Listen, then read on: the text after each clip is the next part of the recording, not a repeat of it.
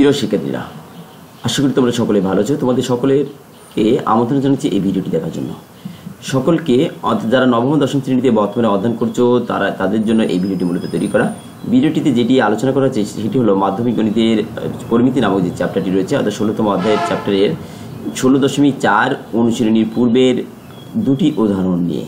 এই উদাহরণ দুটি যদি তোমরা দেখো তাহলে অবশ্যই তোমরা উপকৃত হবে, এবং এই প্রশ্নটি আলোকে যদি তোমাদের অনুশীলনীতে কোনো প্রশ্ন থাকে তাহলে সেটির সমাধান করতে পারবে বলে আশা রাখি। চলো কথা না বাড়ি আমরা ভিডিওটি দেখার চেষ্টা করি। এখানে 32 নম্বর যে প্রশ্নটি রয়েছে সেখানে বলা হচ্ছে যে কোনো গুণকের পৃষ্ঠতলের কর্ণের দৈর্ঘ্য 8√2 সেন্টিমিটার হলে এর কর্ণের দৈর্ঘ্য আয়তন নির্ণয় করো। এখন গুণকের ধার আমরা ধরে নিলাম এ। গুণক বলতে আমাদের যে ছক্কার যে গুটিটা রয়েছে সেটি ধরতে পারি আমরা, ছক্কার গুটিটা। তাহলে যা চারটি প্রত্যেকটা তলই সমান আর কি, যা 6টি তল রয়েছে কিন্তু 6টি তলই কিন্তু যা মানে দৈর্ঘ্য প্রস্থ উচ্চতা সবগুলোই সমান আর কি, যে দিক দিয়ে তুমি পরিমাপ করবে না কেন। তাহলে গুণকের ধারে গুণকের পৃষ্ঠতলের কর্ণের দৈর্ঘ্য √2, পৃষ্ঠতলের কর্ণের দৈর্ঘ্য। অর্থাৎ একটা তলকে যখন আমরা কল্পনা করবো, একটা তল যদি আমরা কল্পনা করি, ঠিক আছে, একটা তল যখন কল্পনা করবো তখন কিন্তু তার কি হবে, সব মানে এরকম যদি ঘনক ধরা হয় তাহলে এর যে তলটি রয়েছে, এর তল যদি আমরা ধরি তাহলে এর যে কোনো একটা তল, এই তলের কর্ণের দৈর্ঘ্য √2। কিন্তু যদি সব কর্ণ যদি এই কোণাকুণি যদি দেওয়া হয়, এই মতো থেকে যদি এই কোণা দিয়ে যদি চলে যায়, ওই কোণায় চলে যায়, ঠিক আছে, তাহলে সেটা কিন্তু √3। আর সেটা আমাদের বের করতে হবে মূলত। তাহলে এই একটা তলের কর্ণের দৈর্ঘ্য এই কোণা থেকে এই কোণা, অর্থাৎ শুধু এখান থেকে এইটুকু যদি যায় তাহলে এটা বলা হচ্ছে √2। তাহলে এখন আয়তন আবার কি, এ কিউ, আমরা জানি সূত্র থেকে এটা। তাহলে প্রশ্ন আসে √2 সমান 8√2, √2 সমান 8√2, যেটা আমাদের একটা তলে পৃষ্ঠতলের কর্ণের দৈর্ঘ্য বলা হচ্ছে 8√2। তাহলে এর মান এখান থেকে আমরা যদি বের করি তাহলে এখানে এই √2 বাদ হয়ে গেলে এই ইকুয়াল 8 হয়, ইকুয়াল 8। অর্থাৎ এই √2 যদি বাদ দিতে তাহলে এর সমান কত দাঁড়ায়, 8 হয়। ঘনকটির কর্ণের দৈর্ঘ্য ইকুয়াল এই যে √3(8), এই যে কর্ণের দৈর্ঘ্য √3a, এই যে এ রয়েছে এর মান আমরা এখানে বসিয়ে দিলাম, বসিয়ে দিলাম √3(8 যে মানটি এই, ঠিক আছে। এখন আয়তন এ কিউ, আয়তনও নির্ণয় করতে বলছে। এর জন্য আয়তনের সূত্র কি, আয়তন হচ্ছে কি আমাদের আয়তনের সূত্র কিন্তু ঘনকের জন্য এ কিউ।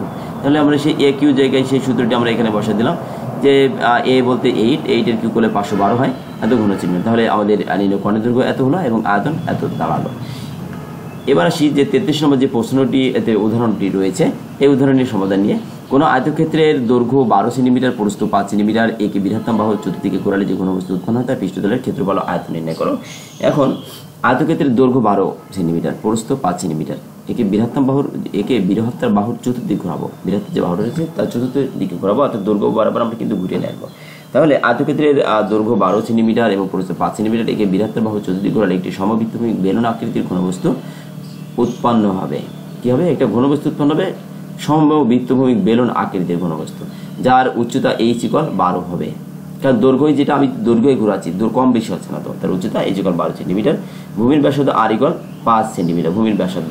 এটা কিন্তু ভূমির ব্যাসার্ধ দিয়ে বৃত্তও কিন্তু তৈরি হবে এখানে। তাহলে ঘনবস্তুর পৃষ্ঠতলের ক্ষেত্রফল 2πr × r + h। যদি তুমি এই প্রশ্নটি আরও ভালো বুঝতে চাও তাহলে এই যে ঘনবস্তু বেলন সম্পর্কিত তোমাদের যে পাঠ্য বইয়ে যেটি রয়েছে, যে ঘনবস্তুর যে বিষয়টা, সেই উদাহরণটি দেখে আসতে পারো, যেটা হচ্ছে বেলুন তৈরির জন্য তোমাদের 320 পৃষ্ঠার রয়েছে। এই 20 পৃষ্ঠার 320 পৃষ্ঠার এটি যদি তুমি দেখে নাও তাহলে আরও সহজ হবে তোমাদের জন্য, প্রয়োজনে দেখে নিতে পারো। এখন এটিকে আমরা যদি পৃষ্ঠতলের ক্ষেত্রফল তাহলে 2πr × r + h, ঘনবস্তুর পৃষ্ঠতলের ক্ষেত্রফল মানে সূত্র এটি আমাদের মুখস্থ। তাহলে এখন এইটা 2 × 3.1416, এই 5, r এর মান 5 এখানে দিয়ে দিলাম, এই r + h এর মান এখানে বসিয়ে দিলাম। বসিয়ে দেওয়ার পরে আমরা যদি এটা ক্যালকুলেশন করি, অর্থাৎ 5 আর 12 7, 7 5 বেরং, এই যে 12 সঙ্গে 5 যুক্ত করবো, যুক্ত করে তার সঙ্গে এইগুলো সবগুলো গুণ করে দেবো, গুণ করে দিলে আমরা এই মানটি পেয়ে যাবো। আমরা ক্যালকুলেটর ব্যবহার করলে আমাদের জন্য সহজ হবে। আয়তন কত হবে, আয়তন πr², এই πr², এখানে 3.1416, 5² × 12 এসে 942.48 এত ঘন সেমি। যদি আয়তন যখন হবে তখন ঘন সেমি হবে। আয়তনের সূত্র নির্ণয়ে সূত্রটিতে শুধুমাত্র কী করেছে, মান বসিয়ে দেওয়া হয়েছে। এটি মূলত এই প্রশ্নের সমাধানের শেষ অংশ। অর্থাৎ এখানে এই মানটি আর এই মানটি একটু পৃথক করে লেখা হয়েছে, তাছাড়া আর কিছু নয় এই লাইন শেষের লাইনটিতে। এখন এই অধ্যায়ের এটি ছিল উদাহরণের সর্বশেষ উদাহরণ। এই অধ্যায়ের প্রশ্ন সমাধানগুলো আমি আগামী ভিডিওতে আলোচনা করব। তবে এই অধ্যায়ের সম্পর্কিত যদি বলতে চাই তাহলে সেটি হলো যে এই অধ্যায়ের সামগ্রিক অঙ্কগুলো করতে গেলে তোমাদের এই অধ্যায়ের সূত্রগুলো রয়েছে, সূত্রগুলো সম্পর্কে আগে সামগ্রিক ধারণা অর্জন করতে হবে। আর এবার বারবার প্র্যাকটিসের ফলে এগুলো মনে থাকবে, না হলে কিন্তু ঘোলাবে। কাজে এই সূত্রগুলো যখনই তোমরা গণিত বই নিয়ে বলবে, তোমরা কিছু না কিছু সূত্র 10 মিনিট 5 মিনিট একটু সূত্রগুলো একবার পড়ে নেবে। প্রত্যেক দিন যদি সূত্রগুলো পড়ে থাকে তাহলে তোমাদের জন্য অনেকটা সহজ হবে। আশা করি এই ভিডিওর মধ্য দিয়ে আমি সামান্যতম ধারণা দিলেও দিতে পেরেছি বলে মনে করছি। যদি তোমাদের ভিডিওটি ভালো লেগে থাকে তাহলে অবশ্যই আমার চ্যানেলটি সাবস্ক্রাইব করবে এবং সর্বশেষ ভিডিওটি দেখার জন্য তোমাদের সকলকে ধন্যবাদ।